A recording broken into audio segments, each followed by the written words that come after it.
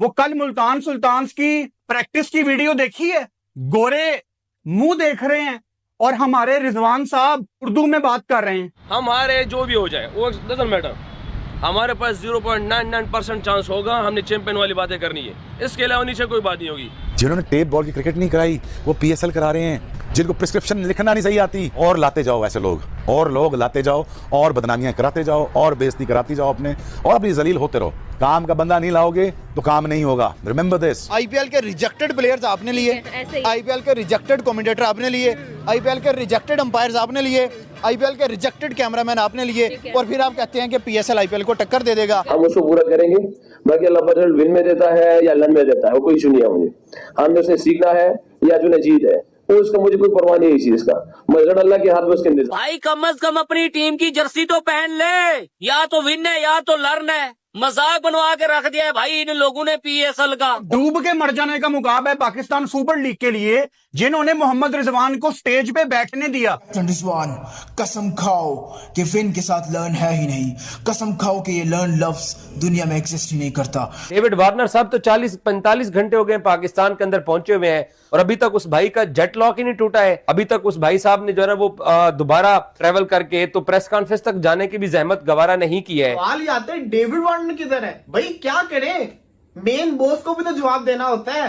अब आप सोच रहे हो कि मेन बॉस कौन है? एक PSL ने एक पूरी दुनिया को हैरान कर दिया। जिस तरह आप शुरू में बातें हो रही थी कि PSL कामयाब नहीं होगा, चीजें नहीं होंगी डिफरेंट, मगर हमें भी खुद ऐसे प्लेयर फील हो रहा है कि ये इस PSL ने क्या एक निजाम एक धूम मचा दिया है दुनिया में। PSL को IPL के साथ जो कंपेयर किया जाता है और हमेशा IPL को ज्यादा नंबर दिए जाते हैं, इसके बारे में क्या कहेंगे? कि वो मार्केट बड़ी है, कमर्शियली वो एक डिफरेंट वे में उसको कहा जाता है। लेवल ऑफ क्रिकेट, कंपटीशन, उसके बाद एंजॉयमेंट, क्रिकेट को जैसे लोग आते हैं देखने के लिए, उस हिसाब से अगर देखें तो मेरा नहीं ख्याल कि PSL कहीं भी पीछे हो। अगर हम अच्छा परफॉर्म करेंगे पूरी PSL तो व्यूअरशिप जो है वो IPL को छोड़ के जो है वो PSL की तरफ आ जाएगी। ओ भाई मतलब ये यार पाकिस्तान वाले कितने नमूने हैं यार। आपको पता है कि आज से पजामा सलवार लीग शुरू होने वाला है और पजामा सलवार लीग के मीटिंग के लिए सभी कप्तान, वहां का जो टीम है कप्तान को इकट्ठा होना था, तो ये मोहम्मद रिजवान जल्दी जल्दी में अपनी बीबी का सलवार पहन के वहां चला गया।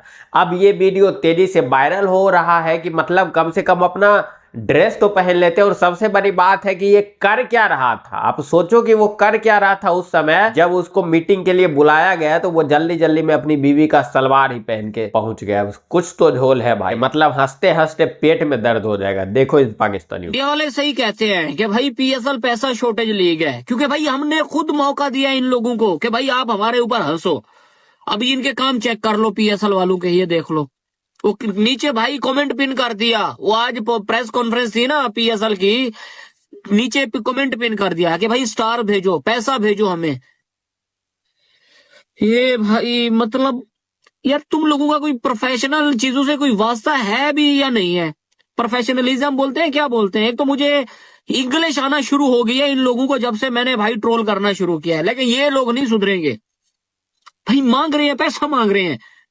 वो इंडिया वाले क्या काम कर रहे हैं, नीचे कमेंट कर रहे हैं कि देख लो भाई भीख मांग रहे हैं। हमने अपना इमेज खुद भाई खराब कर रखा है दुनिया भर में, लोग हमारे ऊपर हंस रहे हैं।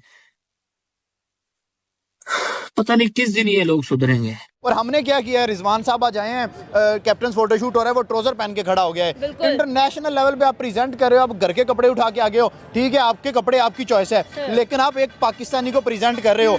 बाबर आजम अपने पूरी यूनिफॉर्म में है, शान मसूद पूरी यूनिफॉर्म में है, बाकी प्लेयर्स यूनिफॉर्म में है, तो रिजवान साहब को या विन है या लर्न है। आपको ऐसा क्या मसला था कि आप क्यों नहीं पहन के आ सकते थे? ये बात बड़ी बुरी लगी है। इंटरनेशनल पीपल जो है, इंटरनेशनल मीडिया जो है, इंटरनेशनल ऑडियंस जो है, वो इस चीज़ को देखती है कि जब आप ही अपनी लीग को सीरियस नहीं ले रहे तो दुनिया कैसे सीरियस लेगी। कल हसन अली ने एक बात की है कि जी PSL जो है IPL की व्यूअरशिप को टक्कर देगी। सीरियसली मैं ये बात सोच रहा था कि सीरियसली दे देगी।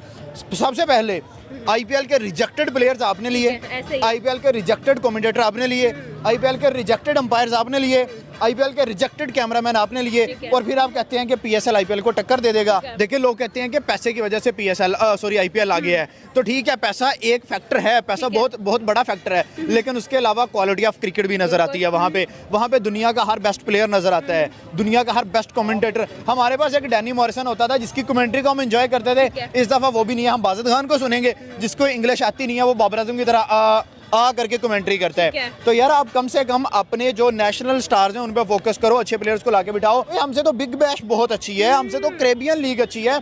पीएसएल के पहले 3-4 सीजन बहुत आउटस्टैंडिंग थे। क्रिस गेल आया था, एबी डिविलियर आया था, उसके बाद ऑस्ट्रेलियाई क्रिकेटर्स काफ़ी क्या नाम है उसका, जैम फैकनर आया था।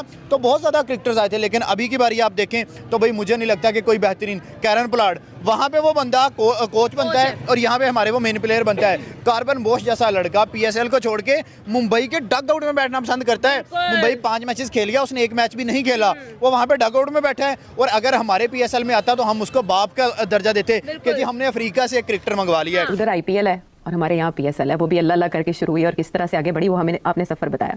लेकिन आपके लिए ये कितना बड़ा चैलेंज था कि उधर $multi-billion एक प्रोजेक्ट आईपीएल का चल रहा है और खिलाड़ी उधर जा रहे हैं और चकाचौंध है वहाँ की, और उसके मुकाबले में पीएसएल का स्टार्ट होना।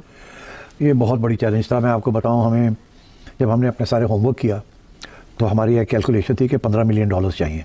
अच्छा, तो वो कैसे मिलेंगे, क्योंकि अगर अच्छे तरीके से करना है तो इतने पैसे चाहिए। तो हमने हाथ पैर मारे, तो हमें ये बताया गया कि ब्रॉडकास्टिंग की जो राइट्स है, टेलीविज़न राइट्स जो बेचनी होती हैं, तो वो उसमें $14-15 मिलियन मिल जाएंगे। अच्छा, और तो उसके साथ काम चल जाएगा। तो हमने कहा ठीक है, बजट बना लिया हमने। जब ये वक्त आया बिडिंग का, तो उस वक्त अब मैं नाम नहीं लेता, मगर जो मेन बिडर्स थे वो आपस में मिल गए और उन्होंने कहा कि इन्होंने फंसाओ, इनके पास कोई चारा नहीं है और कहाँ जाएंगे ये। तो उन्होंने एक ही $2 मिलियन की बिड की, एक कार्टेल बन गया। अच्छा, तो जब कार्टेल बन गया और तीसरी बिड कोई नहीं थी, तो हमने कहा ये $2 मिलियन में उसी की चंडी बनाई है थी। तो यकीन करें इतनी मायूसी हुई कि हमने कहा कि अब तो हो ही नहीं सकता फिर। और हमने सोचा कि हमारे साथ धोखा हो गया, हमारे साथ जैसे कहते हैं ना चाकू मारता है उन्होंने। और उसमें एक हमारा भी इदारा था लोकल और एक बाहर का इदारा था, उन्होंने हाथ मिला लिए और हमें बिडिंग नहीं करने। तो हम अब मायूस होकर बैठे हुए थे। तो फिर हमने सोचा अब क्या करें। तो हमने कहा कि यहाँ जो 1-2 टेलीविज़न चैनल्स हैं उनसे बात करते हैं कि आप आ जाएं, आप ख़रीद लें। अच्छा, तो उस सिलसिले में हमने एक लोकल चैनल जो है उनसे बात की। उन्होंने कहा हमारे पास लाइसेंस नहीं है स्पोर्ट्स का, आप हमें स्पोर्ट्स का लाइसेंस दिलवा दें गवर्नमेंट से, तो हम ख़रीद लेते हैं $14 मिलियन की आपसे। तो मैंने कहा हम कोशिश करते हैं, मैं अभी जाता हूँ प्राइम मिनिस्टर साहब के पास और ये करते हैं हम। तो हमने जाके साइन कर दिया कॉन्ट्रैक्ट। क्या हुआ, अभी मैं बातें कर रहा था राइट्स लेने की कि इनको दिलवा देते हैं राइट्स, 1 ऑफ दे देते हैं, कुछ कर देते हैं। तो उन्होंने कहा नहीं जी, हमने अपना होमवर्क किया, तो हम तो $14 मिलियन नहीं दे सकते, हम तो 12 ही दे सकते। हमने कहा अब क्या करें, लड़ाई झगड़े तो करने नहीं है। तो लड़ाई झगड़े शुरू हो गए तो गया दूसरा कॉन्ट्रैक्ट जो है उन्होंने कैंसिल कर दिया, लिख के साइन करके। सर पकड़ के हम बैठे हुए। एक स्टेज ऐसी आई कि उन्होंने कहा जी चलें डन करते हैं, अब हमें पैसे इकट्ठे कर दें। आप, मैंने क्या मतलब पैसे इकट्ठे कर दें? और कहा जी फलाने लोग हैं जिनके पास पैसा है, उनको कहीं हमें लोन दे दें। अब सोचो तुम, वो एक और कहानी है जो कि जिसके डिटेल में यहाँ नहीं आपको बता सकता। फिर वो भी कोशिश की हमने, वो भी भाग गए, कमिट करके भाग गए। आखिरी स्टेज ऐसी आई कि कोई और चारा नहीं था। तो फिर हम उठ के कराची चले गए। हमने जाके वहाँ एडवर्टाइजिंग एजेंसियाँ जो है उनसे बराह रास्त बात की कि आप ख़रीद लें राइट सारे। अच्छा, और बाकी प्रोडक्शन हम खुद कर लेंगे। पहले तो सारा कुछ ही बाहर वाले करते थे जी, प्रोडक्शन भी हम कर लेंगे, ये भी हम कर लेंगे, वो भी हम कर लेंगे, आप सारी कमर्शियल राइट्स आप ले लें। मुझे लग रहा है ये पीएसएल नहीं करवा रहे हैं, ये कोई कॉमेडी शो करवा रहे हैं। आपको पता है कि सबसे महंगा इसका डेविड वार्नर था, जो कि इंडिया के आईपीएल में ऑक्शन में खरीदा नहीं गया, अनसोल्ड था, और उसको उसने खरीद लिया। और आप पता ये चला कि डेविड वार्नर पैसा लेके फरार है।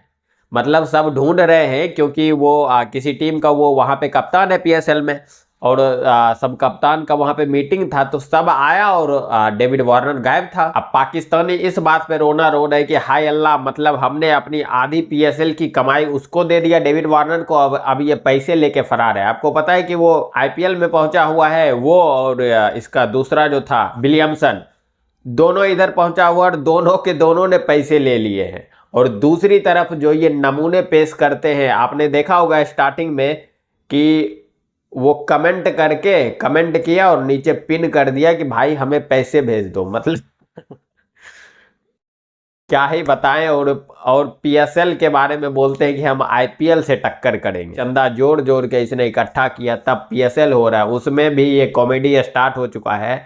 अब ऐसी बातें करते हैं कि लोग मतलब बस हंसते ही हैं। अब सबको पता चल चुका है कि ये कॉमेडी शो के अलावा और कुछ होने वाला नहीं है। बाकी आप मोहम्मद रिजवान की बीवी की तलवार पर क्या बोलना चाहते हैं, नीचे कमेंट अवश्य कीजिएगा। चलिए मिलते हैं आपसे अगली वीडियो में। जय श्री राम।